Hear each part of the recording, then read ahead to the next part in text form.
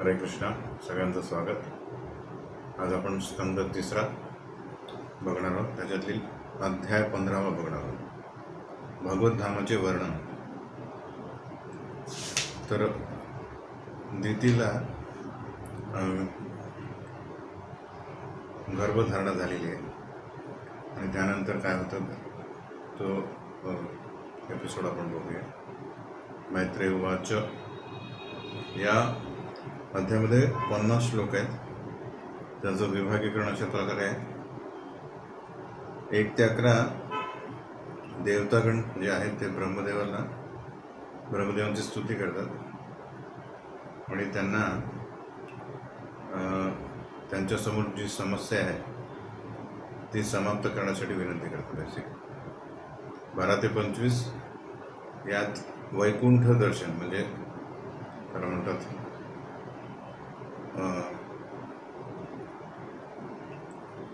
आपण म्हणू शकतो की वैकुंठ याची स्तुती आहे. वैकुंठ स्तुती म्हणतात त्याला. वैकुंठ दशकम पण म्हणू शकतो आपण. 14 ते 23 श्लोकांमध्ये ती स्तुती आहे.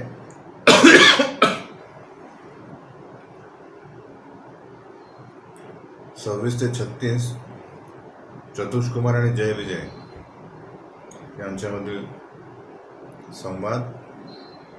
37 ते 45 यामध्ये कशा प्रकारे भगवंत चतुष्कुमारांना दर्शन देतात आणि 46 ते 50 मध्ये चतुष्कुमार जे आहेत ते भगवंतांना प्रार्थना करतात. तर पहिला विभाग बघूया, 1 ते 11.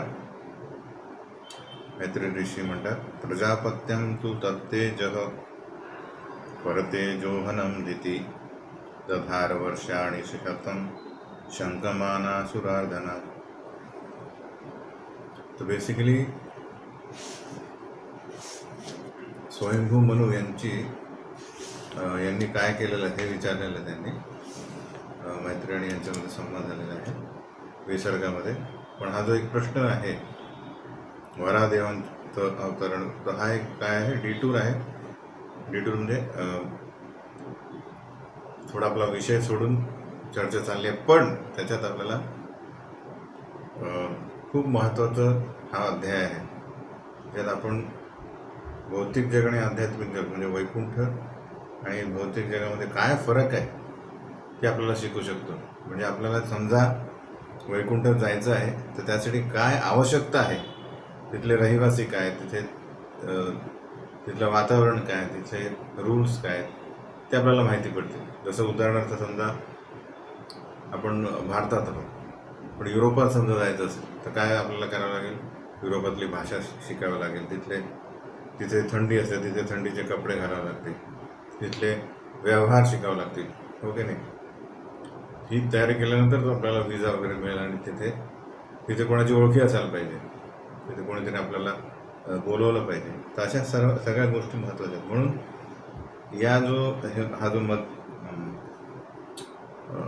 हा जो डिटूर आहे बेसिकली तो आपल्याला खूप शिकवतो आहे. तर यात मैत्रेय ऋषी सांगतात आहे की कशा प्रकारे आता हिरण्याक्ष याच्या जन्माचा स्रोत काय, म्हणजे त्याचा जन्म कसा झाला त्याच्यापासून ही जी कथा चाललेली आहे. आणि कशा प्रकारे मग हिरण्याक्ष कोण आहे, त्यासाठी आपण बघतोय हे भगवत धामाचं वर्णन, वैकुंठ वर्णन. कारण हिरण्याक्ष हा कोण आहे, तो कोणी नसून भगवंतांचा पार्षद आहे, ते आपल्याला कळेल. तर मैत्रेय ऋषी म्हणतात की दितीला कश्यप ऋषींकडनं कळालं की हे जे तिच्या गर्भातील 2 पुत्र जे आहेत ते भक्तांना खूप त्रास देतील आणि शेवटी ते भगवंतांकडनं मारले जाते. या 2 गोष्टी तिला कळाल्या. म्हणून तिने काय केलं, तो जो गर्भ आहे तिने 100 वर्षे धारण केला. जनरली 9 महिन्यामध्ये त्यांना जन्म द्यायला पाहिजे, पण 100 वर्षे धारण केला. कारण त्याचं काय, कारण दिती पण एक भक्त आहे. तिला इतरांच्या दुःखाचे कारण, म्हणजे इतरांचे दुःख बघवण्याला जात नसेल. आणि एक प्रभुपाद लिहितात की कोणी सुज्ञ मनुष्य, जो पुरुष असो वा स्त्री, तो अभक्तांनी भक्तांना दिलेला जो त्रास आहे तो सहन करू शकत नाही, ठीक आहे. म्हणून भीती पण म्हणते की हे त्रास होऊन देणार तर तो आपण प्रोलॉंग करू, म्हणजे होऊ द्या, नंतर होऊ द्या, आता सध्या बरोबर नाही. आणि तर हे दोन कारणे, रीतीने 100 वर्ष गर्भ का धारण केला, तर सर्वप्रथम की त्याला देवतांना त्रास देणारे पुत्र, ॲक्च्युली देवतांना जो त्रास होणार होता तो तिला सहन होत नव्हता. आणि दुसरं म्हणजे की अरे ते जन्माला येतील तर भगवंत त्यांना मारतील, म्हणजे आपल्या पुत्रांचा वध होणार आहे.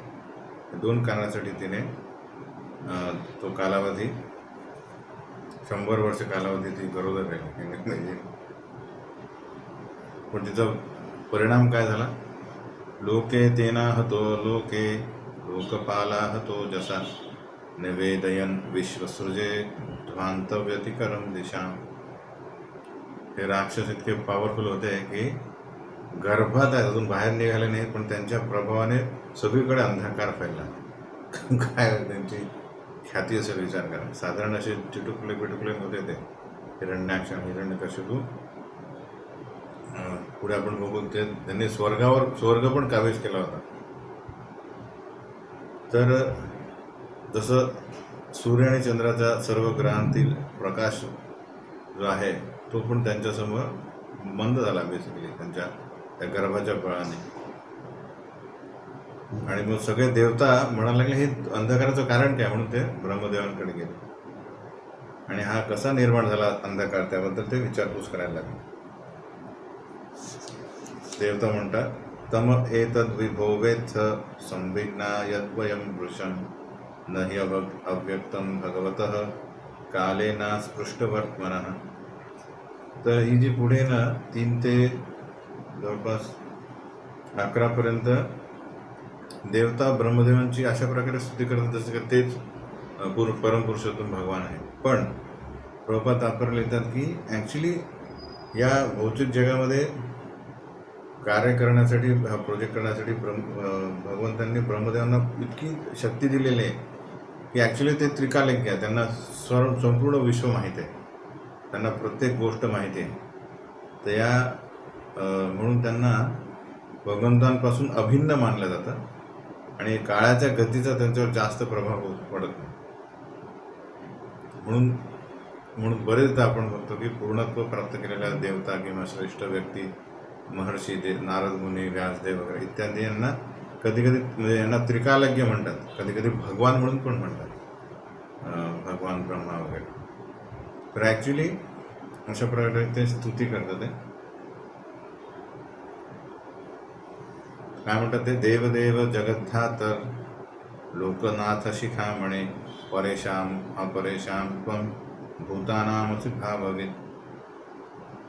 ते म्हणतात की दुसऱ्या ग्रहांवरील देवतांचे मुकुटमणी तुम्ही भौतिक आणि आध्यात्मिक जगातील सर्व जीवांचे हेतू जाणता. तर देवादिदेव म्हणतात, विश्व धारण करतात आणि सर्व देवतांचे मुकुटमणी आहे.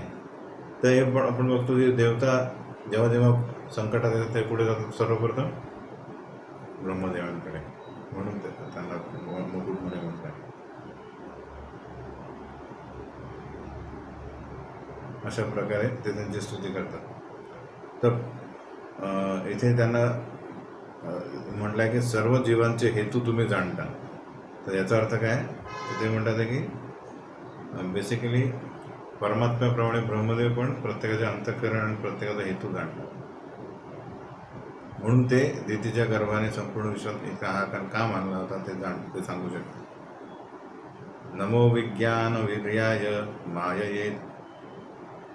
माययेदम उपेयुषे गृहीत गुणभेदाय नमस्ते अव्यक्त योनये. बल आणि विज्ञानाचे मूळ असणाऱ्या ब्रह्मदेव, तुम्हाला आमचा सादर प्रणाम असो, कारण तुम्ही विभक्त रजगुणाचा भगवंतांकडून स्वीकार केला आहे. बहिरंगा शक्तीच्या साह्याने अव्यक्त स्त्रोतापासून तुमचा जन्म झाला आहे. तुम्हास आमचा नमस्कार असो. तर इथे म्हटलं आहे की अव्यक्त योनये. तर एकमेव ब्रह्मदेव आहे ज्यांना म्हणजे विष्णूंनी लक्ष्मीदेवीच्या सहाय्याने ब्रह्मदेवाची निर्मिती केली नाही, डायरेक्ट कमळातूनच त्यांचे उत्पन्न झाले, म्हणून त्यांना स्वयंभू पण म्हणतात. ये त्वानन्येन भावेन भावयन्त्यात्मभावनम् आत्मने प्रोतभुवनं परम सत्सदात्मकम्. हे सर्व ग्रहलोक तुमच्यामध्ये अस्तित्वात आहेत आणि सर्व प्राणीमात्रांची उत्पत्तीही तुमच्यापासूनच झाली आहे. म्हणूनच तुम्ही विश्वाचे कारण आहात आणि जो कोणी अनन्य भावाने तुमचे चिंतन करतो त्याला भक्तिपूर्ण सेवेची प्राप्ती होते. ॲक्च्युली हे सगळं कृष्णाला लागू पडतं, पण इथे ते बेसिकली इवन शिवजींची पण जेव्हा आराधना करतात आपल्या ते समुद्र मंथन एपिसोड जो येणार आहे पुढे 8व्या स्कंदामध्ये, त्यात पण देवतागण शिवजींची अशा प्रकारे स्तुती करतात जसे ॲक्च्युली तेच परमपुरुष भगवंत आहे. बरेचदा असं होतं, पण आपल्याला कोण कोण आहे ते माहिती आहे. कृष्णतत्व माहिती आहे, शिवतत्व माहिती आहे आणि जीवतत्व माहिती आहे. जीवतत्वामध्ये सगळ्यात श्रेष्ठ कोण आहे? ब्रह्मदेव आहेत. तेषां सुपक्वयोगानां जितश्वासेन्द्रियात्मना लब्धयुष्मत्प्रसादानां न कुतश्चित् पराभवः. तर ज्या व्यक्ती श्वासोश्वासाची प्रक्रिया नियंत्रित करून मन आणि इंद्रियांचे संयमन करतात आणि म्हणून अनुभवी परिपक्व योगी असतात, अशा व्यक्ती या जगात, या भौतिक जगात कधीच पराभूत होत नाही. असे घडण्याचे कारण म्हणजे योगातील अशा पूर्णत्वाने त्यांनी तुमची कृपा प्राप्त केलेली असते. तर आपल्याकडे अध्यात्मवादी कोण आहेत? तर ज्ञानी, योगी आणि भक्त.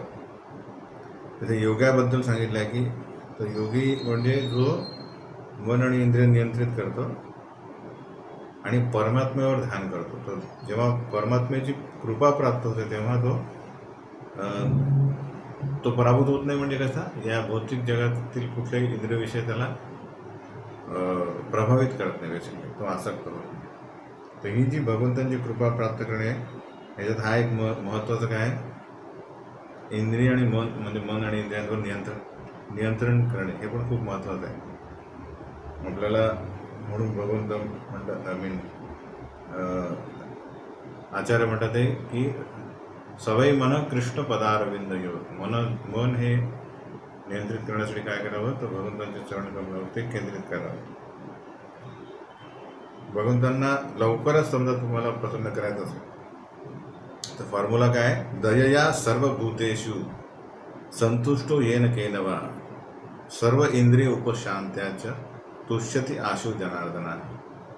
3 गोष्टी करायच्या. दयया सर्वभूतेषु, सर्व जे जीव आहेत त्यांच्यावर दयाभाव ठेवणे.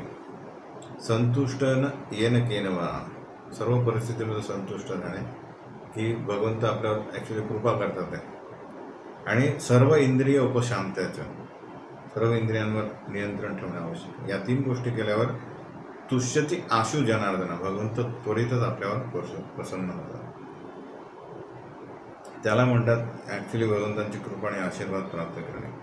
यस्य वाचा प्रजा सर्वा गावस्तंतेव नियंत्रितः हरन्ति बलिमायत्तात तस्मै मुख्याय ते नमः. ज्याप्रमाणे बैलाला त्याच्या नाकातील वेसणाद्वारे मार्गदर्शित केले जाते, त्याप्रमाणे ब्रह्मांडातील सर्व प्रजा वैदिक आदेशानुसार मार्गदर्शित केले जाते. हा श्लोक म्हणजे ही तुलना बरेचदा येते भागवतांमध्ये, की सर्व मानवजाती ही वैदिक शास्त्रातील जे तत्व आहे, वैदिक आदेशांनुसार मार्गदर्शित केले जातात. जसं शेतकरी बैलाला त्याच्या नाकातील वेसणाद्वारे नियंत्रित करतो. म्हणून वेदोक्त नियमांचे उल्लंघन कोणीही करू शकत नाही. तर हे वेद निर्माण करणारे तुम्ही आहात, म्हणून आम्ही तुम्हाला प्रणाम करतो. तर ॲक्च्युली वेद हे कोणाला, भगवंतांनी ब्रह्मदेवांना दिलेले आहे. तेने ब्रह्म हृदया आदि कवये. पण इथे देवता डायरेक्ट ब्रह्मदेवांची स्तुती तशी करतात. प्रभुपाद लिहितात की या सांसारिक जगामध्ये इंद्रिय भोगाकरता आलेल्या बद्ध जीवांना वैदिक नियमानुसार संयमित केले जाते. तर इंद्रिय तृप्ती ही पूर्ण निषिद्ध नाही आहे.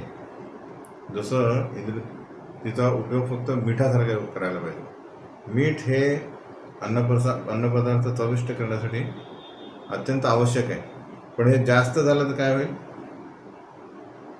मग म्हणजे अत्यल्प किंवा अत्याधिक झालं तर काय होईल, त्याचा फायदा होणार नाही. आपण अन्नपदार्थ व्यवस्थित सेवन करू शकणार नाही. म्हणून हे वैदिक नियम जे आहेत ते अशा प्रकारे आपल्याला भौतिक जगामध्ये संतुलित म्हणजे भौतिक आणि आध्यात्मिक संतुलन ठेवण्यासाठी खूप मदत करतात. अन्यथा त्या जीवाचं जीवन अधिक दुःखी झाले असते.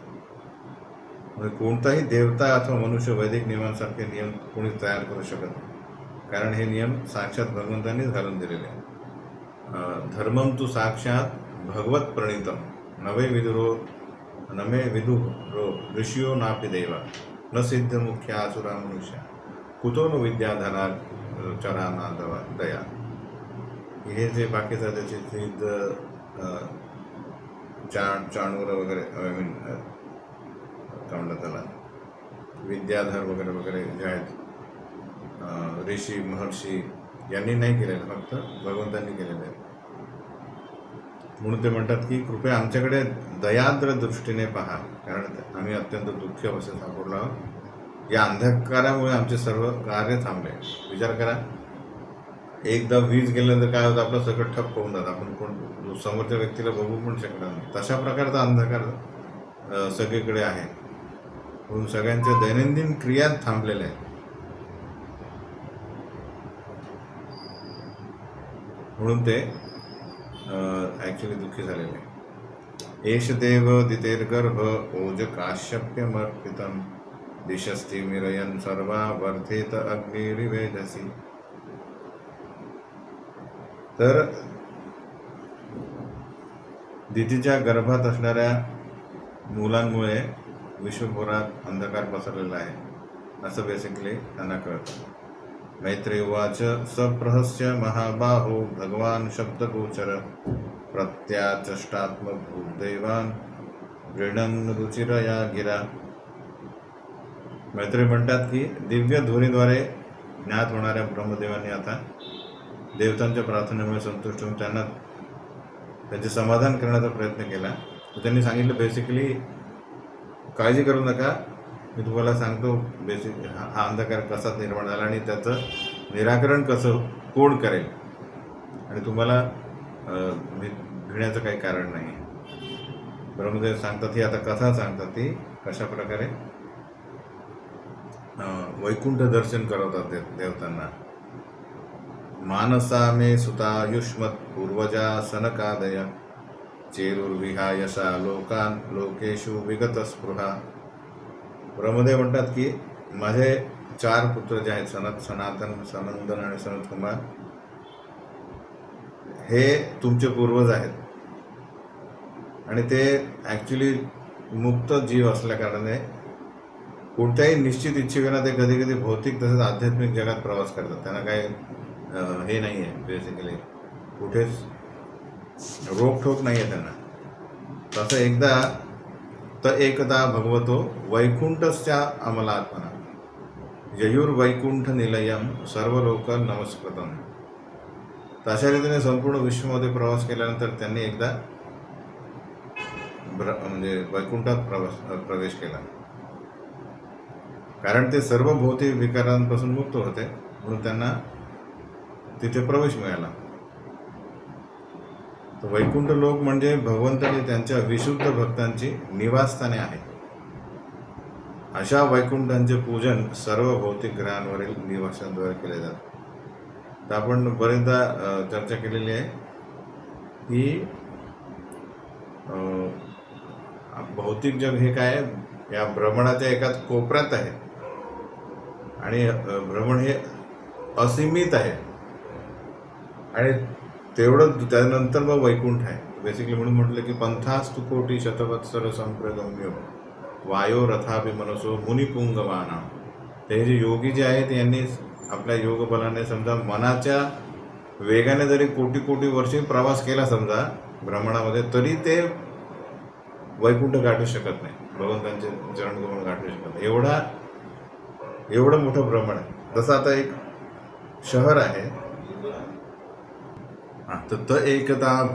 तर एकदा भगवतो वैकुंठस्या अमलात्मना जयुर्वैकुंठ निलयम सर्वलोक नमस्कृत.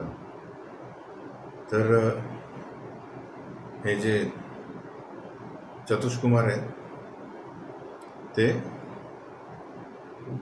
आध्यात्मिक म्हणजे वैकुंठात पोहोचले. वैकुंठ म्हणजे भगवंत आणि त्यांच्या विशुद्ध भक्तांचे निवासस्थान आहे. तर आपण बघत होतो की वैकुंठ बेसिकली साधारण व्यक्तीला प्राप्त करणार योग्य, म्हणजे साधारण व्यक्तीच्या अल्पती पलीकडे आहे. जसं पंथास्त कोटी आपण बघितलं. तर जसं एखाद्या शहरामध्ये भरपूर वस्ती आहे, लोक राहतात आहे, पण तुरुंग मात्र तो एक कोपऱ्यात असतो, एकदम शहराच्या बाहेर असतो, अलग आहे. त्याचप्रकारे ॲक्च्युअल जे भगवंतांचे भक्त आहेत ते कुठे राहतात? वैकुंठात राहतात. आणि जे भगवंतांची सेवा करण्यास नकार देतात त्यांना या भौतिक जगामध्ये ठेवतात, जे ॲक्च्युली खूप दूर आहे वैकुंठापासून. हे लक्षात ठेवणे आवश्यक आहे. तर अशा वैकुंठाचे पूजन सर्व भौतिक ग्रहांवरील निवासी करतात, कारण त्यांना परत तिथे जायचं आहे. जसं कैदी पण म्हणतात की ॲक्च्युली कधी मी याच्यातून सुटका मिळेल, अशा प्रकारे. तर वैकुंठ म्हणजे जिथे कुंठ नाही आहे, कुंठ म्हणजे चिंता नाही आहे, जिथे जन्ममृत्यू जराव्याधी नाही आहे, शोक नाही आहे, अशा प्रकारे त्याला म्हणतात वैकुंठ. भौतिक जगात शोक आणि चिंता भरलेली आहे प्रत्येक क्षणाला. वसंती यत्र पुरुषा सर्वे वैकुंठ मूर्तय ये निमित्त अनिमित्तेन धर्मेण आराधयन् हरिं. वैकुंठातील लोकांमध्ये सर्व निवाशांना भगवंतांसारखेच रूप असते. तर तिथले फर्स्ट 14 काय दिलेलं आहे की तिथले रहिवासी भगवंतांसारखे दिसतात आणि इंद्रिय भोगाच्या कोणत्याही इच्छेविना ते भगवंतांच्या भक्तिपूर्ण सेवेमध्ये संलग्न असतात. तर तिथे कुठल्याच प्रकारचा विवाद नाही आहे. एकच स्वामी आहे आणि बाकी सगळे दास आहे. एकले ईश्वर कृष्ण आरसव भृत्य, हे लक्षात घेणे. तर मग सगळे भगवंतांसारखे दिसत आहेत. तर मग भगवंतांमध्ये त्यांच्यामध्ये फरक काय?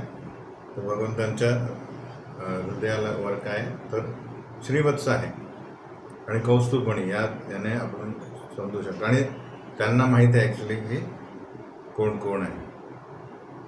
प्रत्येक सेवेला जरी विशिष्ट फळ असले तरी भक्त स्वतःच्या इच्छा तृप्त करण्याची कधीही आकांक्षा करत नाही.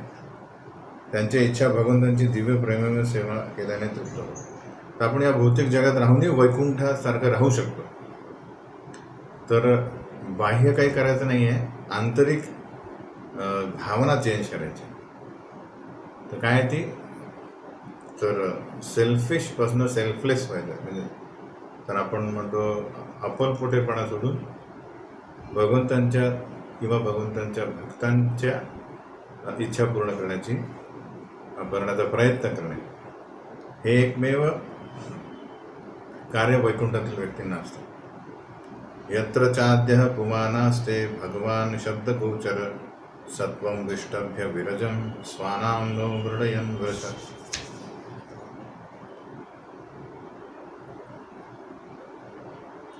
तिथे भगवंत पुरुषोत्तम भगवान स्वतः त्यांच्या षड ऐश्वर्यपूर्ण सच्चिदानंद विग्रह रूपामध्ये निवास करतात. काय विचार करा, ॲक्च्युली रोज भगवंतांना जर आपण रोज बघत ऑफकोर्स इथे बघतो आपण, इथे आपलं आदान प्रदान होत नाही, कारण आपली इंद्रिय शुद्ध नाही असल्यामुळे डायरेक्ट आदान प्रदान करू शकत नाही. जे भौतिक जगात बऱ्यापैकी त्यांनी भक्ती केलेली आणि शुद्ध झालेले ते इवन विग्रहांशी पण आदान प्रदान करतात. तर ती स्थिती यायला वेळ लागेल. तर ते विकाररहित अशा सत्वगुणाने पूर्ण आहेत भगवंत, आणि त्यांच्यामध्ये रज व तमसाचा लवलेशही नाही आहे. भक्तांच्या धार्मिक प्रगतीत ते सहभागी असतात.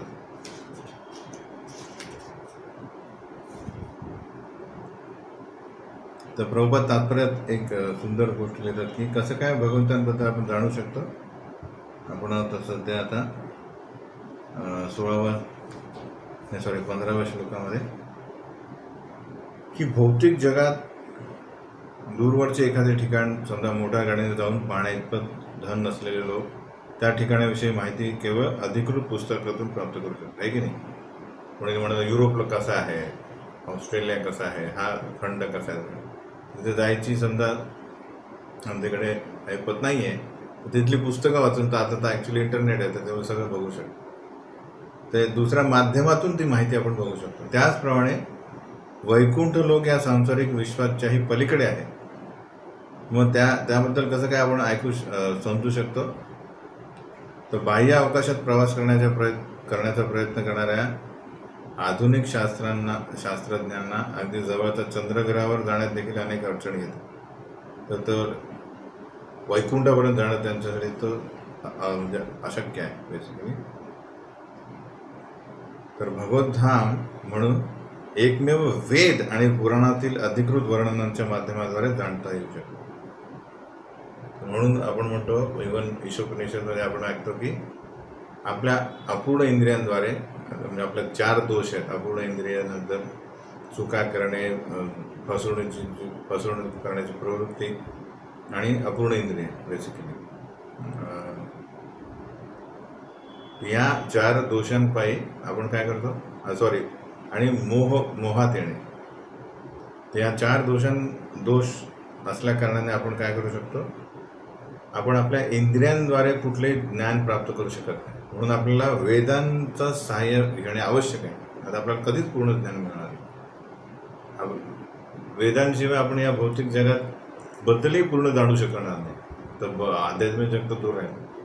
म्हणून इथे पण त्याला भर दिलेला आहे. वेद आणि पुराणाद्वारेच फक्त आपण बघू शकतो. तर वैकुंठात काय सत्व रज तमगुण नाही आहेत जे या भौतिक जगात प्राधान्य आहेत. ॲक्च्युली आपण करता नसून हे 3च आपल्याला नाचवतात आहे. 3 गुण जे आहेत वैकुंठात शुद्ध सत्व आहे. आणि भगवद्धामात काय आहे की वैष्णवांची उत्तरोत्तर प्रगती व्हावी यासाठी स्वतः भगवंत त्यांना सहाय्य करतात. तर अशा प्रकारे तिथे हा फरक आहे. यत्र नैश्रेयसं नाम वनं काम दुःखेर्द्रुमे सर्वर्तु श्रीभिर्विभाज्रत कैवल्यम इव मूर्तिवत.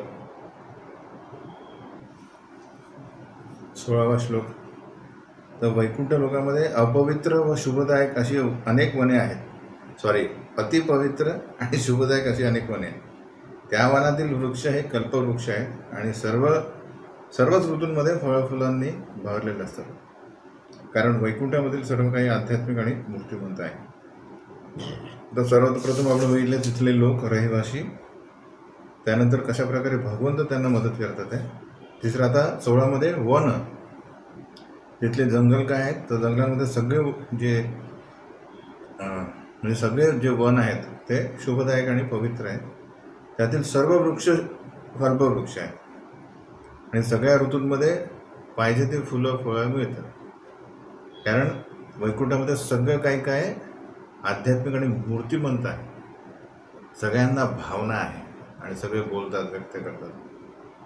तर अशा प्रकारे हा जो श्लोक आहे तो निराकारवादी लोकांना काय एक चॅलेंज आहे. कारण निराकारवादी चिंतन करतात की सगळं काय म्हणजे भगवंत निराकार म्हणतात. आपण बघतोय की इव्हन भगवंतांच्या धामामध्ये इव्हन वृक्ष, गवत, प्रत्येक गोष्ट मूर्तिमंत आहे, साकार आहे. तर म्हणून या श्लोकात निराकार तत्वाचे खंडन करण्यात आले. मूर्तिमंत म्हणजे प्रत्येक वस्तूला आध्यात्मिक रूप आहे, हे लक्षात घ्या. त्यानंतर तिथली विमानिका आहे. वैमानिका सलल नाश्चरितानि शश्वत गायन्ति यत्र शमल क्षपणाने भर्तु अंतर्जले अनुविकसं मधुमाधवीनां गंधेन खंडित धियो अप्य अनिलम क्षिपंत. तर तेथील वैकुंठातील निवासी जे आहेत आपल्या पत्नी आणि सहचरिणींसमवेत स्वतःच्या विमानांमधून उड्डाण करतात आणि शाश्वतरित्या भगवंतांच्या लीला आणि चरित्रांचे गायन करतात. तिथे काय अंताक्षरीने खेळते आणि किंवा सिनेमाचे गाणे नाही म्हणत आहे, ते त्याला आउटिंगला चालले आहेत, शनिवार रविवार फिरून येऊया, प्रत्येक तिथे जातात फिरतात आहे, पण ते भगवंतांचे चरित्र आणि लीला गातात आहे पती पत्नी सोबत. तिथे ते भांडण पण नाही आहे की आपल्याकडे हे नाही त्यांच्याकडे ते आहे वगैरे वगैरे, हे लक्षात घ्या.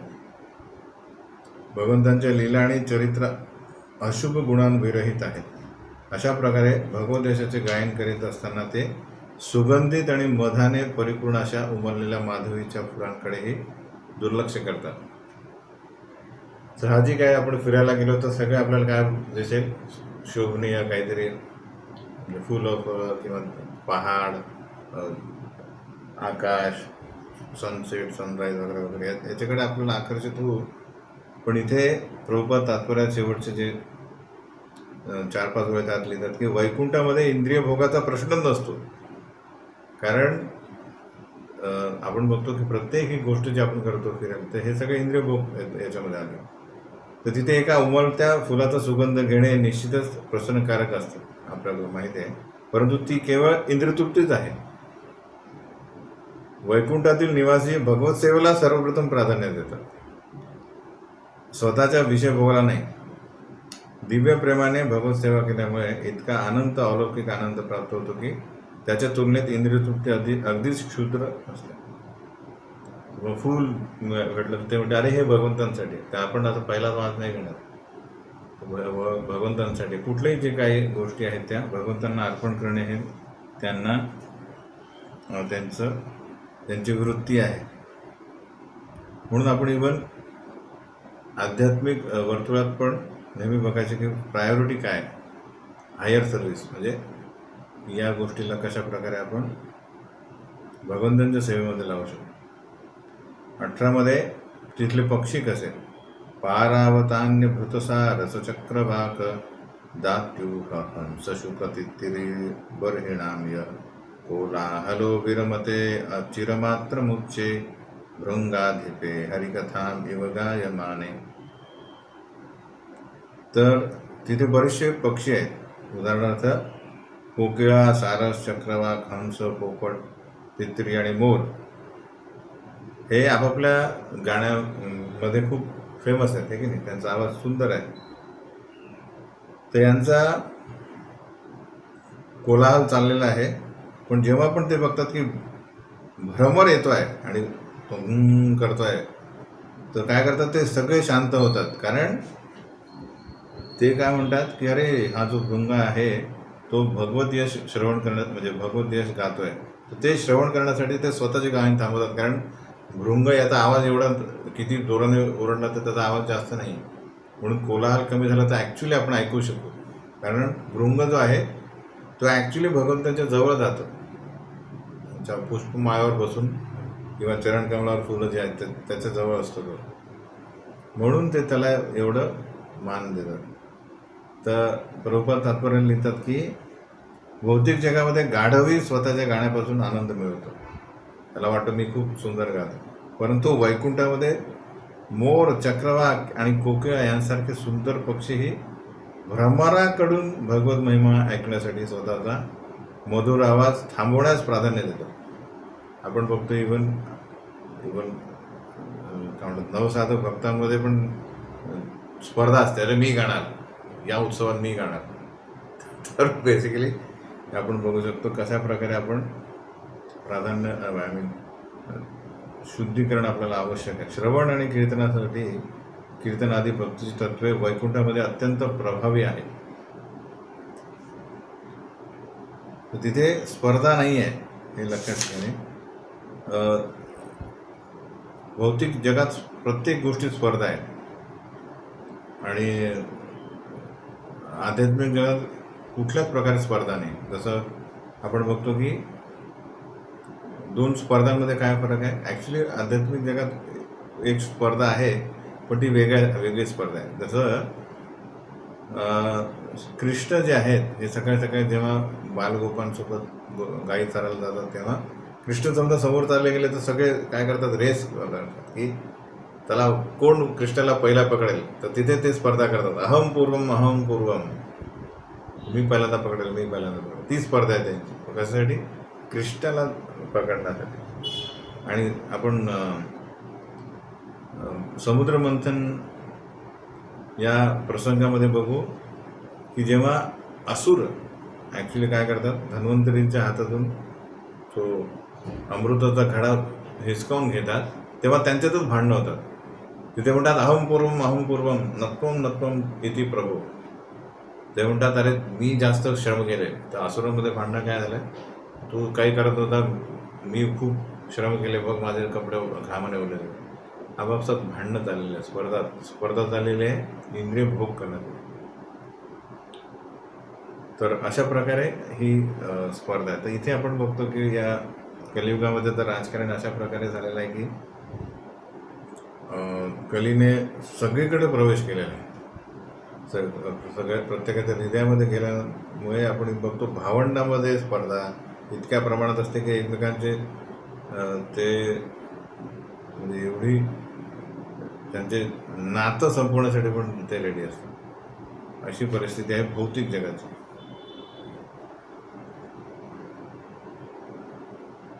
त्यानंतर 20व्या श्लोकमध्ये तिथले विमान आणि मनुष्य यांच्याबद्दल यत् संकुलम हरिपदान्नतिमात्र दृष्टे वैदुर्य मारकत हेममवेर विमाने येषां बृहत् कटितटाः स्मितशोभिमुख्य कृष्णात्मनां नरज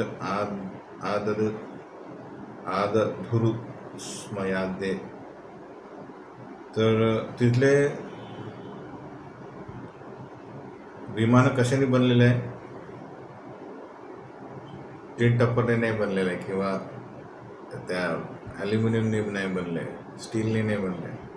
वैदुर्य, पाचू आणि सुवर्ण यांनी बनलेल्या विमानात तिथले लोक प्रवास करतात.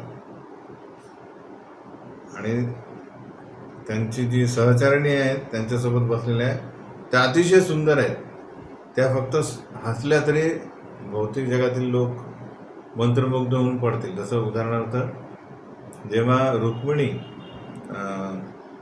रुक्मिणी हरण या एपिसोडमध्ये जेव्हा अंबिका यांचं दर्शन घ्यायला जातात तेव्हा सगळे शिशुपाल इतर जे त्याचे साथीदार आहेत ते सगळे उभे आहेत आणि दुरून बघतात ते की रुक्मिणी आलेली आहे. रुक्मिणीचं दर्शन घेताना सगळे आपापल्या घोड्यावरून मग बेशुद्ध होऊन पडतात, एवढं सौंदर्य त्यांनी बघितलं. तशा प्रकारच्या त्यांच्या सहचारिणी आहे. तर त्यांच्या सोबत आहेत त्या विमानामध्ये, तरी त्या सहचारिणींच्या विलास व सौंदर्याच्या मोहिनींमुळे ते कामवासनेत प्रेरित होत नाही. एवढे ते निवासी काय म्हणतात त्याला धीर आहेत. हा एक खूप महत्त्वाचा मुद्दा आहे की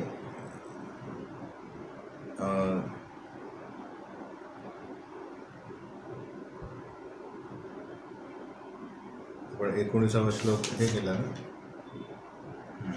नंतर बघूया. फर्स्ट थिंग हे बघू की ऐहिक जगात भौतिकवादी लोक अति परिश्रमाने ऐश्वर्याची प्राप्ती करतात, पण त्यासाठी त्यांना रात्रंदिन कठोर परिश्रम करावा लागतो. तसं असूनही ते भौतिक संपत्तीचा पूर्ण उपभोग घेऊ शकत नाही. त्यांचे जे नातेवाईक आहेत ते त्यांचा उपभोग घेतात. यांना परिश्रम करावे लागतात, पण यांच्यावर जे अवलंबून आहेत ते त्यांची चंगळ होते. पण वैकुंठवाचन या लोकांना उच्च प्रकारची जी हे आहे आनंद उपभोगण्याची संधी असते, पण ते त्याच्यात ह्या भगवंतांचा आशीर्वाद आहे, पण त्यांना त्याच्यात काय कुठल्याच प्रकारे आसक्ती नाही. आणि वैकुंठातील त्यांच्या ज्या पत्न्या आहेत त्या अशा प्रकारे सुंदर आहेत की त्यांना बघितल्यानंतर कुठलाही व्यक्ती हा त्यांच्याकडे आकर्षित होऊ शकतो. पण कृष्ण भावनेमध्ये तल्लीन असल्यामुळे स्त्रियांची आकर्षक शरीरे त्यांच्यावर मोहिनी टाकू शकत नाही. कोणावर? म्हणजे वैकुंठ रहिवासी, आणि ते कृष्णाने मग्न झाले कृष्णामध्ये. दुसऱ्या शब्दात वैकुंठामध्ये स्त्रियांच्या संगतीचा आनंद नाही आहे. म्हणजे स्त्रियांच्या संगतीचा आनंद आहे, पण तिथे मैथुन संबंध नाही. वैकुंठातील निवासियांच्या आनंदाचा दर्जा श्रेष्ठ आहे, म्हणून त्यांना लैंगिक सुखाची आवश्यकता नाही. तर हे ॲक्च्युली एक सायन्स आहे, ते आपल्याला अवगत नाही आहे.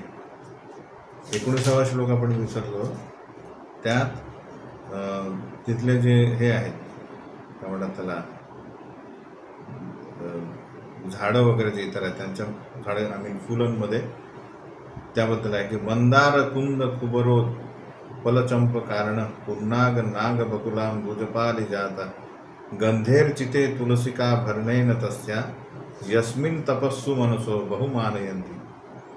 तर तिथे पण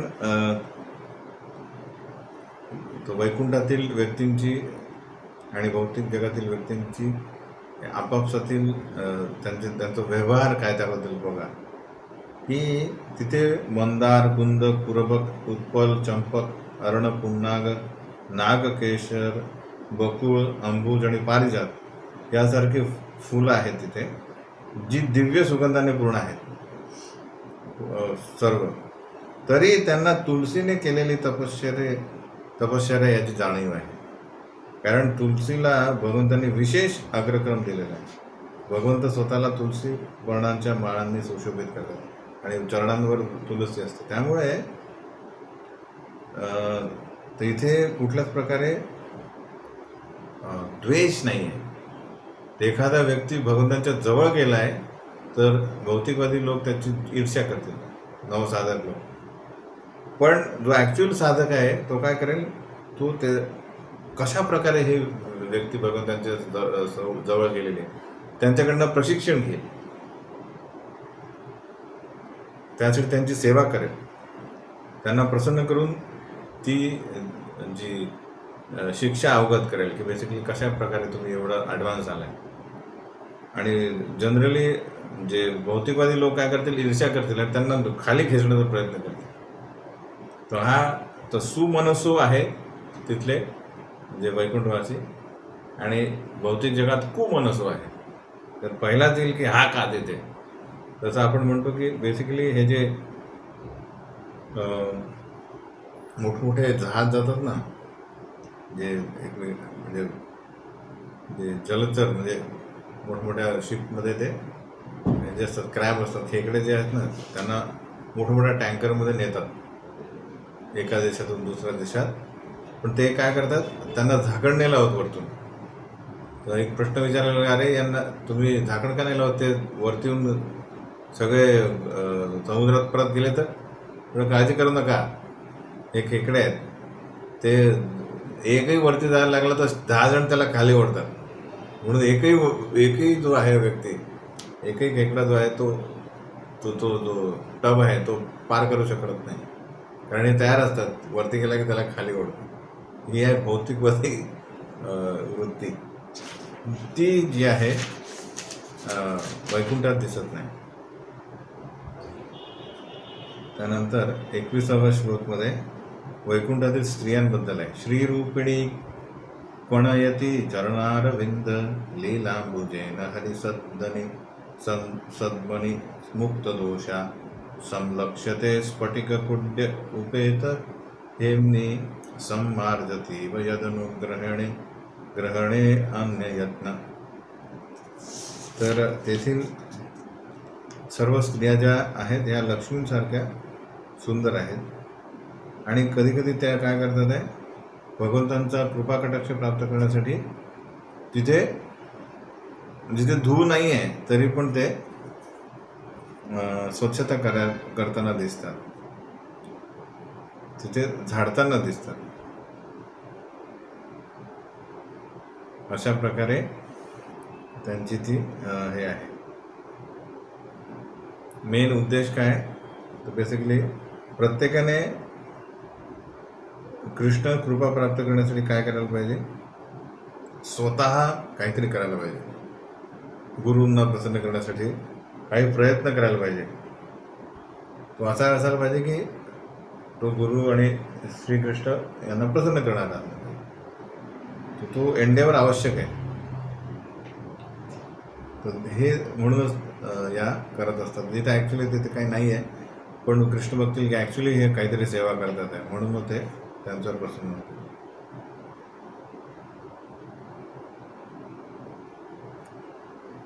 वापिषु विद्रुमतटा स्वमलामृताप्सु प्रेष्यान्विता निजवने तुलसीभिरीशम् अभ्यर्चति स्वलकमुद्न समीक्षं वक्त्रम् उच्छेषितं भगवतेत्यमतांगयच्छ्री. लक्ष्मीदेवी स्वतःच्या वनांमध्ये प्रवाळांनी मडविलेले दिव्य जल किनाऱ्यावर भगवंतांच्या तुलसी अर्पण करून त्यांचे पूजन करतात. बेसिकली लक्ष्मीदेवी नेहमी भगवंतांची पूजा करत असतात. तर भगवंतांचे पूजन करत असताना पाण्यावर ते आपले प्रतिबिंब पाहू शकतात, ज्यामध्ये उन्नत नासिका असलेले त्यांचे सुंदर मुख दिसत असते. भगवंतांनी त्यांच्या मुखांची चुंबने घेतल्या प्रकाराने त्यांचे सौंदर्य अधिक खुललेले दिसते. तर हा एक एपिसोड त्यांनी इथे नोंद केलेला आहे. तर या वैकुंठात कोण प्रवेश करू शकतं? 23वा श्लोक सांगतो. यन्न व्रजन्ति अगभिदो रचनानुवादात् शृण्वन्ति ये अन्य विषया कुकथामदिग्नि यास्तु श्रुता हतभगैर्रुभिरात्तसारात् तांस्तान् क्षिपन्त्य शरणेषु तमस्सु हन्त. हे लक्षात घ्या, खूप महत्त्वाचा श्लोक आहे की हे अत्यंत शोचनीय आहे की दुर्दैवी लोक वैकुंठाच्या वर्णनाची चर्चा करत नाहीत, त्यांच्यात रुची नाही त्यांना. तर ऐकण्यास अयोग्य असणाऱ्या व बुद्धी भ्रमित करणाऱ्या चर्चा करण्यात त्यांना ते रमतात. त्यांना खूप आनंद आहे. तर या वैकुंठाच्या कथावर्णनांचा त्याग करून सांसारिक जगाच्या कथावर्णनाचा स्वीकार करणाऱ्या लोकांना अज्ञानाच्या अत्यंत अंधकारमय प्रदेशात टाकले जातात. त्यांना वैकुंठात प्रवेश नाही आहे. मी लिहिला कुकथा मतिग्नी, म्हणजे अयोग्य शब्दांमुळे भ्रमित झालेली बुद्धी. तो जी श्रीकृष्ण व्यतिरिक्त इतर सर्व जे आहे ते खूप कथा आहे असं समजा. खूप कथा कितीही चांगले कथा असली ती भौतिक आहे असं समजा.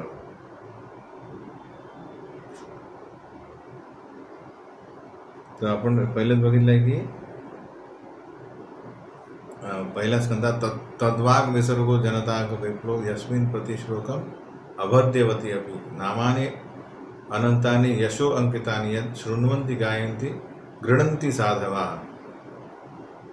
तर तद्वायस तीर्थम त्यात येतं की या भौतिक जगात दोन प्रकारचे लोक असतात. एक असतात कावळ्यासारखे, एक हंसासारखे.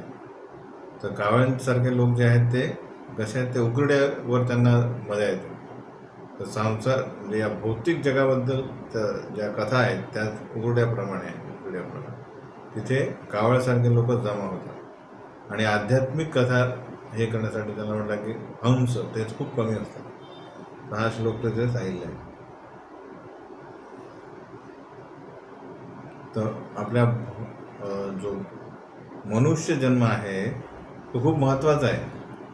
ये अभ्यर्थितामपि च तो नृगतिं प्रपन्ना ज्ञानं च तत्त्वविषयं सहधर्मं यत्र नाराधनं भगवतो वितरन्तमनुष्य संमोहिता विततया बतमाजयाते. ब्रह्मदेव म्हणतात, हे देवतांनो, मनुष्य जन्म इतका महत्त्वपूर्ण आहे की आम्ही देखील अशा जन्माची इच्छा करतो. तर ॲक्च्युली देवता पण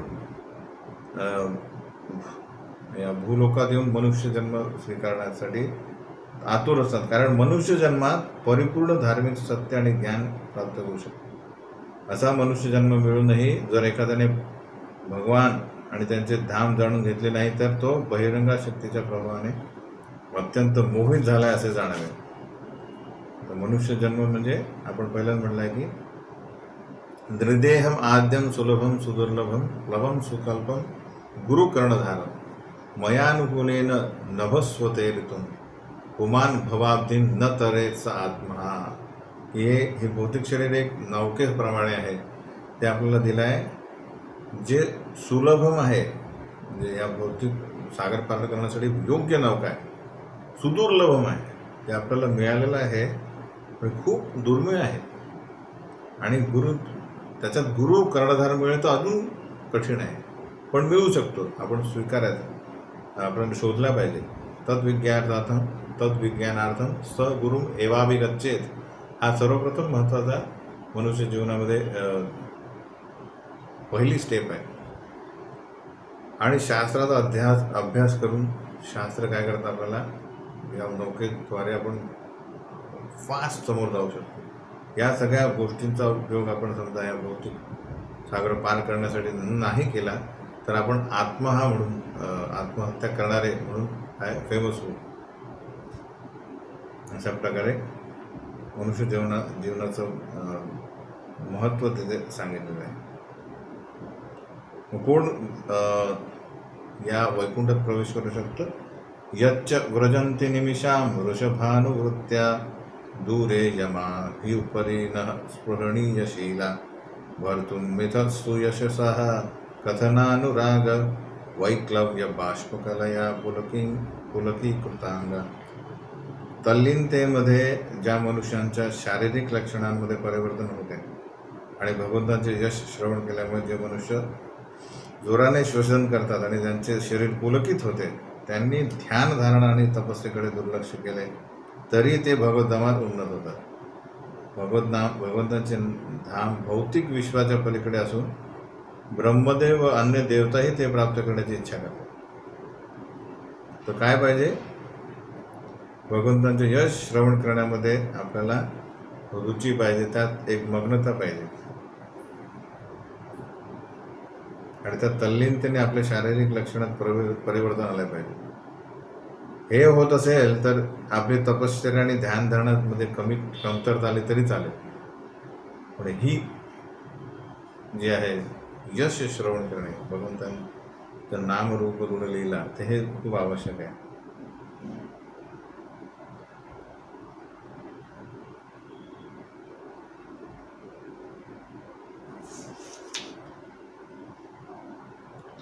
तर प्रभुपाद तात्पर्यामध्ये लिहितात कशा प्रकारे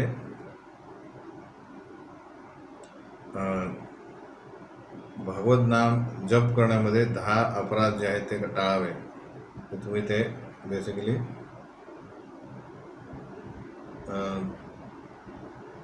वाचून घ्या. तर बेसिकली आपल्याला माहीत आहे रोज आपण 10 नाम अपराध म्हणतो, तर बेसिक मेन आहे 7वा जो आहे की नाम जपाच्या बळावर पाप कर्मे न करणे. नाम न बलाधी पाप बुद्धी ही सगळ्यात बेसिकली आहे की अरे केवळ नाम जप केल्याने मनुष्य सर्व बाबून मुक्त होतो. किंवा बेसिकली पापकृत्य करत राहा आणि जम जप करा, तो आपलं काम करेल. ही सगळ्यात मोठा अपराध आहे. तर पुलकाश्रू म्हणजे भगवंतांचे गुणलीला ऐकल्यानंतर आपल्या डोळ्यातून समजा अश्रू येत असतील तर हे ॲक्च्युली खूप मोठी प्राप्ती झाली असं समजावं. तद्विश्व गुरुवधिकृतं भुवनेक वंद्यं दिव्यं विचित्र विबुधाग्र विमानशोची आपुः परां मुदम अपूर्वमुपेत्य योग मायाबलेन मुनयस्तदथो विकुंठम्. अशा प्रकारे सनक, सनातन, सनंदन आणि सनतकुमार हे 4 श्रेष्ठ ऋषी स्वतःच्या योगबलाने उपरोक्त वैकुंठामध्ये पोहोचले आणि तेथे त्यांनी अभूतपूर्व आनंद अनुभवला. त्यांना आढळून आले की वैकुंठातील सर्वोत्तम भक्त वैमानिक असलेल्या अत्यधिक सुशोभित विमानांनी तिथे काय असतात प्रकाशित झाले होते आणि भगवंतच एकमेव अधिष्ठाता होते. इथे लिहिलेलं आहे की 26वा श्लोक की त्यांच्या योगमायेच्या बळावर ते तिथे गेले, पण ॲक्च्युली भगवंतांनी आपल्या योगमायेने त्यांना तिथे प्रवेश दिला. कारण पुढे आपल्याला कळेल की कुमार स्वतःच कबूल करतात की ब्रह्मदेव आणि नारद मुनी, जो ब्रह्मदेव त्यांचे पिता आणि नारद मुनी त्यांचे बंधू, यांना खूप ॲक्च्युली आतुरता होते की हे ज्ञानी जे आहेत, जे ब्रह्मज्ञानी आहे, यांनी भक्त व्हावं. तर त्यांच्या इच्छेने श्रीकृष्णांनी काय केलं, विष्णूने त्यांना प्रवेश दिला. आणि आता त्यांच्यामध्ये फरक पडणार आहे. आम्ही त्यांच्या तत्त्वज्ञानामध्ये, म्हणजे बेसिकली त्यांच्या हृदयामध्ये परिवर्तन होणार आहे ते. तर ते म्हणून भगवंतांच्या योगमायाने त्यांना ॲक्च्युली प्रवेश मिळाला, त्यांच्या योग बळाच्या शक्तीवर नाही. तसं वाटत असेल आपल्याला, पण तसं नाही आहे. तर ते वैकुंठाचे 6 दारं पार केल्यानंतर ते कुठे आले, 7व्या गेटवर आले. 7व्या द्वारावर आल्यानंतर त्यांनी बघितलं की तिथे 2 व्यक्ती उभ्या आहेत. त्यांच्या हातात गदा आहेत, समवयस्क आहेत, आणि त्यांनी मौल्यवान रत्ने, कर्णकुंडले, हिरे, किरीटे, वस्त्रे इत्यादी अलंकृत इत्यादी त्यांनी परिधान केलेले आहे. आणि 2 द्वारपाल टवटवीत फुलांच्या माळांनी भूषित आहेत. त्या माळा उन्मत्त भ्रमरांना आकर्षित करीत होत्या, आणि त्यांच्या गळ्याभोवती आणि त्यांच्या नीलवर्ण अशा 4 हातांच्या मध्ये स्थित होत्या. त्यांच्या वक्राकार भ्रुकुटी, फुललेल्या असंतुष्ट नाकपुड्या व लाल नेत्र यांमुळे ते काहीसे क्षुब्ध झाल्याचे दिसत होते. चतुष्कुमार बघतात आहे की हे एवढे सुंदर दिसतात आहे, पण त्यांचे वक्राकार भ्रुकुटी झालेल्या, असंतुष्ट नाकपुड्या झाल्या आणि लाल नेत्र झाले, त्यामुळे ते थोडे तर इथे यांनी एंट्री मागितलेली, डायरेक्ट घुसायला लागले याच्या 7व्या गेटपासून. तर तिथे सनक जे आहेत, ते 4 मध्ये सर्वश्रेष्ठ आहे, त्या ऋषींना सर्वत्र अनिर्बंध प्रवेश होता. त्यांना तुझे व माझे अशी कल्पनाच नव्हती. त्यांनी सुवर्ण आणि हिरे यांनी बनवलेल्या 6 द्वारातून तसा प्रवेश केला होता. तसेच ते मोकळ्या मनाने आणि स्वेच्छेने 7व्या द्वारात प्रवेश करायला त्यांनी सुरुवात केली. तेव्हा तान्वीक्ष्य वाता रशनान् चतुरकुमारान् वृद्धान् दशार्धवयसो विदितात्मतत्त्वान् वेत्रेण चास्खलयतात् मतदर्हिणास्तो तेजो विहस्य भगवत प्रतिष्ठूलशीलो. तिथे दोघांमध्ये काय होतं,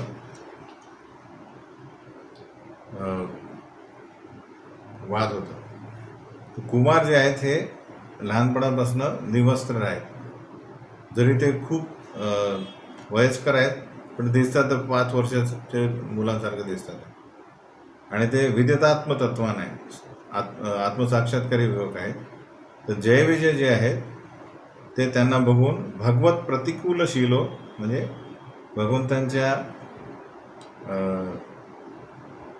भगवंतांना न आवडणारी वर्तणूक करतात. तर भगवंतांना आवडणारी वर्तणूक काय, भगवंत नमो ब्राह्मण देवाय आहे. ब्राह्मणांना नेहमी ते आदर करतात ब्राह्मणांचा. आणि ते भगवत प्रतिकूलशीलो त्यांनी केलं. काय केलं त्यांनी, चतुष्करांना थांबवलं. तर हे वागणं त्यांच्याकडनं अपेक्षित नव्हतं. त्यांनी त्यांचा रस्ता रोखला. हे बघून काय झालं, चतुष्कुमार यांना जेव्हा त्यांना थांबवण्यात आलं, तेव्हा त्यांनी अचानक त्यांचे नेत्र क्रोधाने लाल झाले. तर याचं कारण काय, कारण ते आपले अत्यंत प्रिय स्वामी भगवान श्री यांना पाहण्यास आतुरलेले होते. तर त्यांचा प्रवेश करण्याचं कारण काय, त्यांची सेवेमध्ये बाधा आणलेली. तर हे जी त्यांचा क्रोध आहे हा स्वाभाविक आहे, कारण त्यांच्या सेवेमध्ये त्यांचं खंड आणण्यात आला. आपण बघतो की पण मुक्तात्मे पण जे आहेत त्यांना पण ॲक्च्युली भावना आहेत, ते पण दुखावले जातात. हे पण बघू शकतो. असं नाही की ते काही पण चाललेलं आहे, काही फरक पडत नाही. प्रभुपाद पण विचार करा, एकदा DT इन्स्टॉलेशन आहे आणि त्याच्या दीक्षा पण आहे. तर भरपूर जण दीक्षा देणार आहेत, तर म्हणून केळी आणलेली ते भरपूर, आणि प्रभुपादांनी सगळ्यांना बसवलं. आणि नंतर सगळ्यांना म्हणतात केळी कुठे आहेत, सगळ्यांना एक एक द्या, यज्ञात टाकायचं. ते म्हणतात बनाना, तर म्हणतात भरपूर केळी, म्हणून आम्ही त्यांचं शिकरण करून टाकलं, फ्रूट सॅलड केलं. तर प्रभुपाद तसंच इतके रागावलं, म्हणजे त्यांना इतका क्रोध आला. तर स्वाभाविक आहे. तर बेसिकली आपण असं म्हणू शकत नाही की इव्हन भगवंत पण आपण बघतो की प्रत्येक गोष्टीने ॲक्च्युली मोस्ट रिफाईन्ड त्यांचे सेंटिमेंट असतात. म्हणजे आपण इमॅजिन नाही करू शकत की थोडे इकडे तिकडे झालं तरी त्यांना ते कळतं. इथे कामानुजेन असं म्हटलं आहे. म्हणजे काम अनुजन कोण आहे? क्रोध त्यांना आला. मग काय करतात ते? क्रोध आल्यामुळे. तर बेसिकली प्रभुपाद या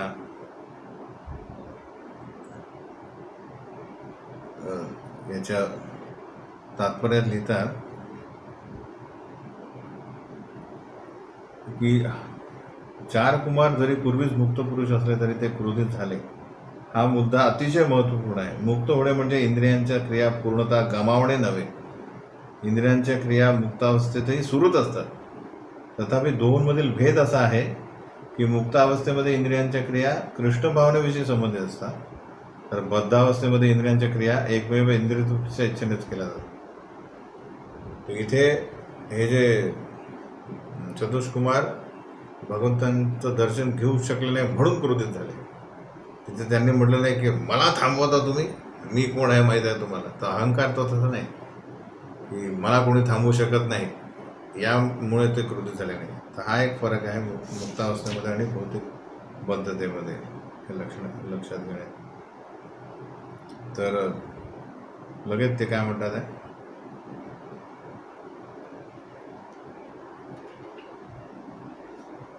तर ते डायरेक्ट म्हणतात की भगवंतांच्या सेवेमध्ये सर्वोच्च पदावर नियुक्ती केलेली असूनही आणि भगवंतांप्रमाणेच गुण विकसित असलेले विकसित केलेले असण्याची अपेक्षा असूनही विषम स्वभाव असलेल्या या 2 व्यक्ती कोण आहेत? हे दोघेजण वैकुंठात कसे आले? भगवंताच्या धामामध्ये शत्रू प्रवेश करणे कसं काय शक्य आहे? कारण भगवंतांचा द्वेष कोण करेल? बहुधा हे दोघे कपटी आणि भुंदू असावेत, आणि म्हणूनच ते इतर जणही आपल्याप्रमाणेच असावेत अशी ती शंका घेतात. तर ॲक्च्युली जय विजय जे आहेत हे 2 द्वारपाल हे विचार करू शकतात, अरे तुम्ही त्या साधूचा वेश घेऊन पण येऊ शकतात कधी कधी राक्षस, म्हणून आम्ही तुम्हाला थांबवत आहे. पण इथे हे म्हणतात आहे की बेसिकली इथे वैकुंठ आहे, इथे शत्रू आणि मित्र असं नाही आहे, म्हणून तुमच्या मनात शंका आहे म्हणजे तुम्हीच कपटी आहे, असं ते काय करतात, त्यांच्यावर आरोप करतात. लगेच जय विजय यांना भीती वाटते की आता आपल्याला शाप मिळणार आहे.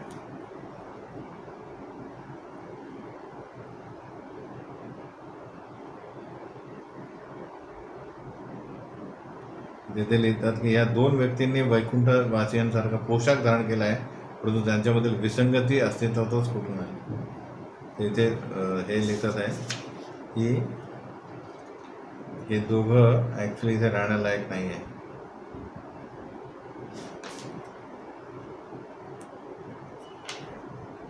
प्रभुपाद तात्पर्य लिहितात की ज्याप्रमाणे शरीरामध्ये अनेक विभिन्न प्रकारच्या रचना असल्या तरी त्या सर्व उदराच्या संतुष्टीसाठी योग्य रीतीने कार्य करतात, हे की नाही? हात पाय इत्यादी इत्यादी. किंवा एकाच यंत्रामध्ये अनेक भाग असले तरी ते सर्व यंत्राचे उद्दिष्ट पूर्ण व्हावे यासाठी सुव्यवस्थितपणे कार्य करतात, हे की नाही? त्याचप्रमाणे वैकुंठामध्ये भगवंत परिपूर्ण आहेत आणि ते देखील तेथील निवासी देखील भगवंतांची परिपूर्ण रूपात सेवा करण्यामध्ये गुंतलेले असतात. तर हे नानपुणे आपले चतुष्कुमार सांगतात. तर इथे ते त्यांना काय करतात, शाप देतात. म्हणून या दोघा दूषित व्यक्तींना कसा दंड दिला जावा याचा आपण विचार करूया. ही शिक्षा योग्य आणि अशी असावी की तिच्या योग्य कालांतराने त्यांना लाभ व्हावा. वैकुंठामधील जीवनात त्यांना द्वंद्व आढळत असल्यामुळे ते दोषपूर्ण आहेत आणि त्यांना या स्थानामधून हाकलून लावले पाहिजे आणि भौतिक जगात पाठवण्यात आले पाहिजे, जेथे प्राणीमात्रांना 3 प्रकारचे शत्रू असतात: काम, क्रोध, लोभ. तर ॲक्च्युली कुमारांचा जो क्रोध आहे तो ठीक आहे, पण शाप देणे म्हणजे हा वैष्णव अपराध झाला तिथे.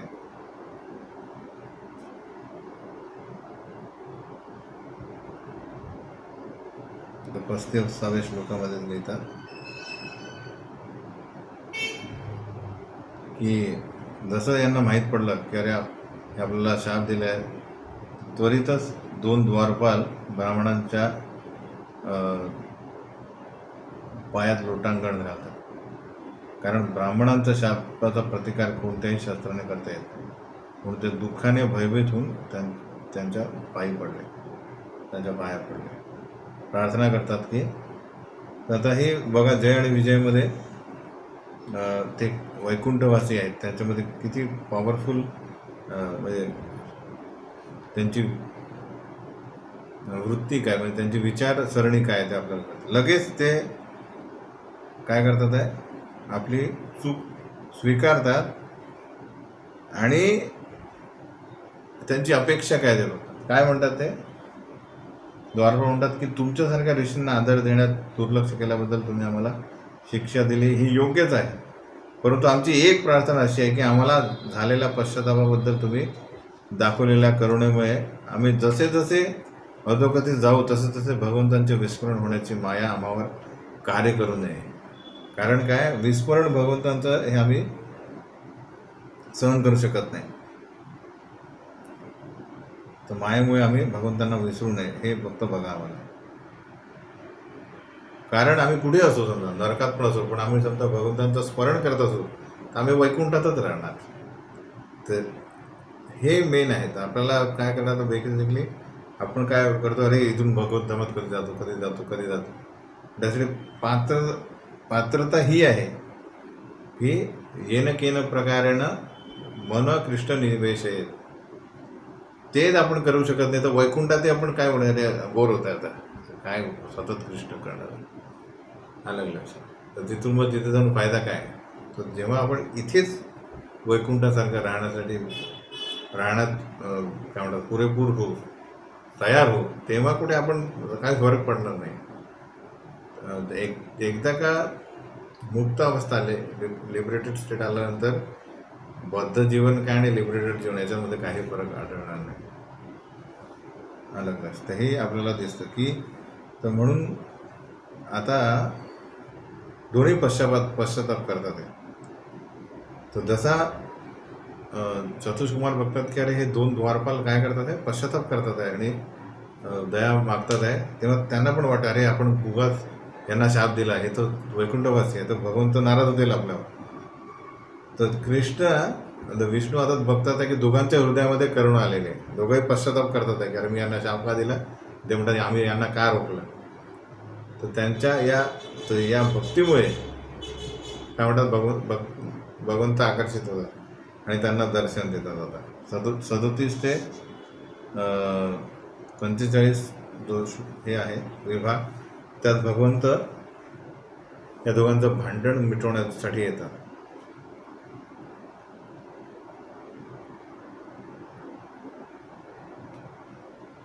तर जेव्हा त्यांना कळालं की आपल्या सेवकांनी मुलींचा अपमान केला, तेव्हा भगवंत येतात. एकटे येत नाहीत, पण त्यांना लक्ष्मीदेवींना पण घेऊन येतात.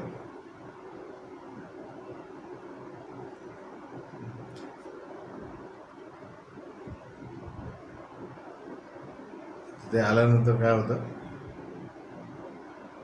सर्वप्रथम हे चतुष्कुमार त्यांच्या हृदयात आत्तापर्यंत ते भगवंतांना बघत होते, आता पहिल्यांदा ते बघतात का रे हे बाहेर पण तसेच आहे, प्रत्यक्ष नेत्रांनी ते त्यांचं दर्शन घेतात. छत्र आणि चामर यासारखे सर्व साधसामग्री धारण करून स्वतःच्या पार्षदांसह भगवंत येतात.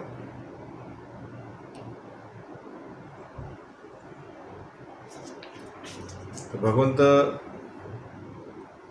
जे आहेत त्यांचं वर्णन दिलेलं आहे 39 ते 41. कृष्णप्रसादसुमुखं स्पृहणीयधाम स्नेहावलोककलया हृदि संस्पृशन्तं श्यामे पृथावुरसि शोभितया श्रिया चूडामणीं सुभगयन्तम् इवात्मधिष्ण्यम्. भगवंत सर्व सौख्याचे भांडार आहेत. त्यांची मंगलमय उपस्थिती सर्वांच्या कल्याणासाठी आहे आणि त्यांचे स्नेहपूर्ण हास्य व कटाक्ष हृदयस्पर्शी आहे. भगवंतांचे शरीर सुंदर श्यामवर्णीय असून त्यांचे विशाल वक्षस्थळ सर्व स्वर्गीय ग्रहलोकांचे शिखर असणाऱ्या आध्यात्मिक जगास भाग्यशाली करणाऱ्या लक्ष्मीचे आश्रयस्थान आहे.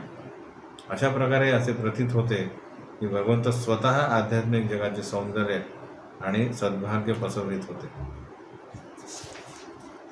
पीतांशुके पृथुनितं विस्फुरन्त्यां काञ्चालिभिर्विरुतया वनमालया च वल्गु प्रकोष्ठवलयं विरतासुतांसे विन्यस्तहस्तमितरेण धुनानम् अब्जम्.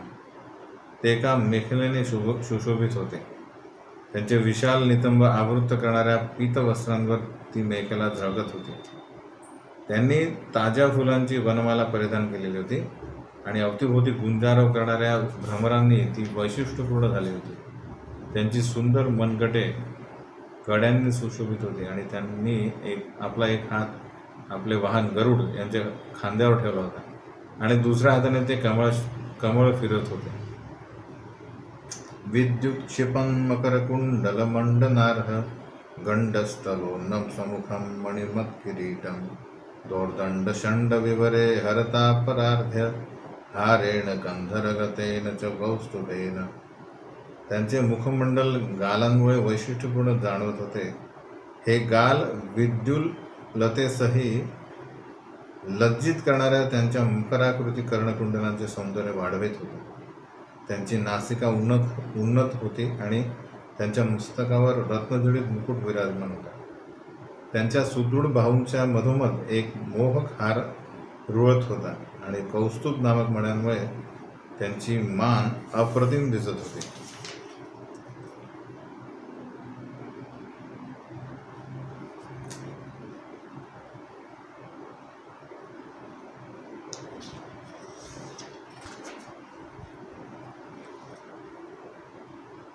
आता भगवंतांचं सौंदर्य 42व्या श्लोकामध्ये दिलेलं आहे की अत्रोपसृष्टमिति चोत्स्मितमेन्दिरायः स्वानां धिया विरचितं बहुसौष्ठवाढ्यं मह्यं भवस्य भवतां च भजन्तमङ्गं नेमुर्निरीक्ष न वितृप्तदृशो मुदाकै.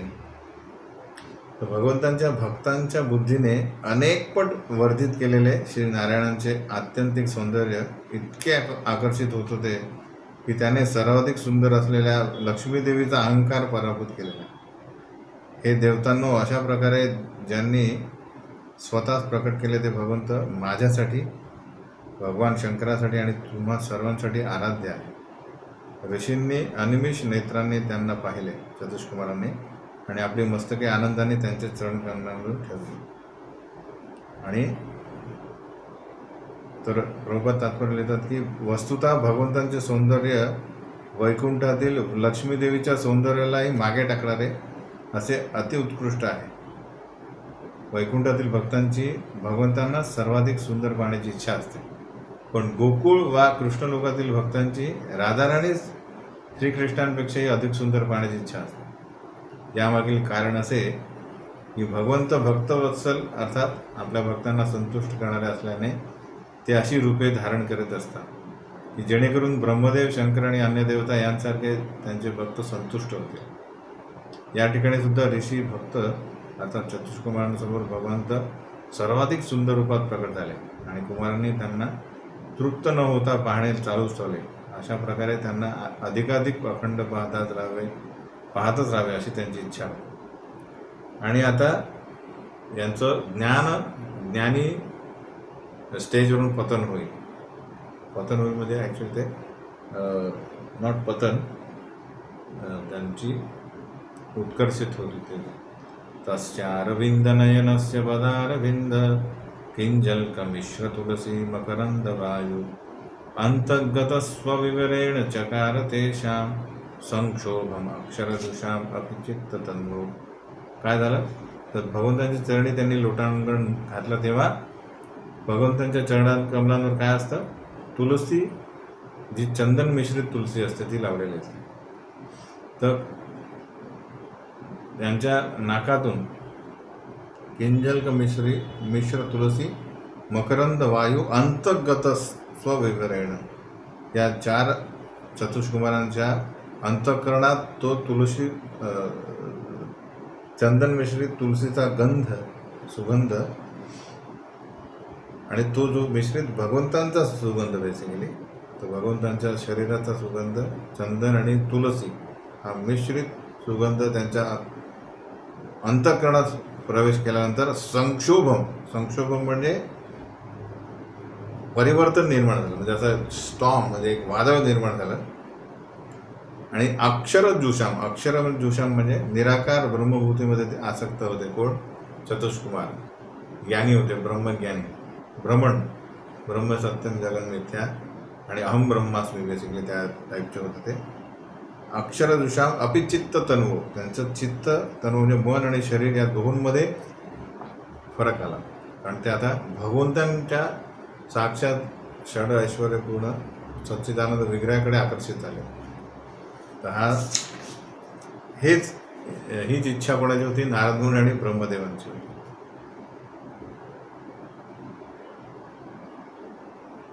काय बघतात ते? तर भगवंतांचे सुंदर मुख त्यांना नीलकमलाच्या अंतर्भागासारखे दिसले आणि त्यांचे हास्य त्यांना उमलणाऱ्या कुंद पुष्पासारखे वाटले. भगवंतांचे मुख पाहिल्यानंतर ऋषी पूर्ण समाधान पावले आणि जेव्हा त्यांना भगवंतास पुढे पाहावेसे वाटले तेव्हा त्यांनी त्यांच्या चरणकमलांच्या नखांकडे पाहिले, जे त्यांना माणकांप्रमाणे लाल दिसले. अशा प्रकारे भगवंतांचे दिव्य शरीर त्यांनी पुन्हा पुन्हा पाहिले आणि म्हणून त्यांना शेवटी भगवंतांच्या साकार रूपाचे ध्यान प्राप्त झाले. इथे नोट दिली आहे की बेसिकली ॲक्च्युली भक्ती पदार्पण झालं, पण त्यांचं दास्य भक्तामध्ये नाही झालं, कारण त्यांनी अपराध केला होता जय विजयांचा, म्हणून ते शांत रसामध्येच राहिले. त्यांची प्रगती कुठपर्यंत झाली? शांत रसावर झाली, दास्य रसापर्यंत पोहोचले नाही, कारण तो अपराध त्यांच्यावर हावी पडला. योग पद्धतीचे अनुयायी ज्या रूपाने ध्यान करतात ते हेच रूप होय आणि हेच रूप योगीजनांना ध्यानावस्थेत आनंद प्रदान करते. श्रेष्ठ योगीजनांनी सिद्ध केल्याप्रमाणे हे रूप वास्तविक आहे, काल्पनिक नाही. भगवंतांमध्ये 8 प्रकारची सिद्धी पूर्ण रूपाने उपस्थित आहे, पण इतरांना या सिद्धी पूर्ण रूपाने प्राप्त करणे शक्य नाही. तर अशा प्रकारे ते भगवंतांचं दर्शन घेतात आणि त्यांना प्रार्थना करतात आता, कारण त्यांना माहिती आहे की आपल्याकडनं चूक झाली. 46 ते 50 त्यांच्या प्रार्थना काय? यो अंतर्हितो हृदिगतोऽपि दुरात्मनां त्वं सोद्देवनो नयनमूल अनन्तराथ यर्हे एव कर्णविवरेण गुहां गतो न पित्रानुवर्णितरः भवदुद्भवेन. चतुष्कुमार म्हणतात की हे भगवान, तुम्ही जरी प्रत्येकाच्या हृदयात वास करीत असला तरी दुरात्म्यांना प्रकट होत नाही, हे की नाही? आपल्या दुर्योधन वगैरे किंवा इवन जो भौतिकवादी आहे त्याला पण दिसत नाही. परंतु आमच्या संदर्भात सांगायचं तर तुम्ही जरी अनंत असला तरी आम्ही तुम्हाला समोर पाहतो आहे.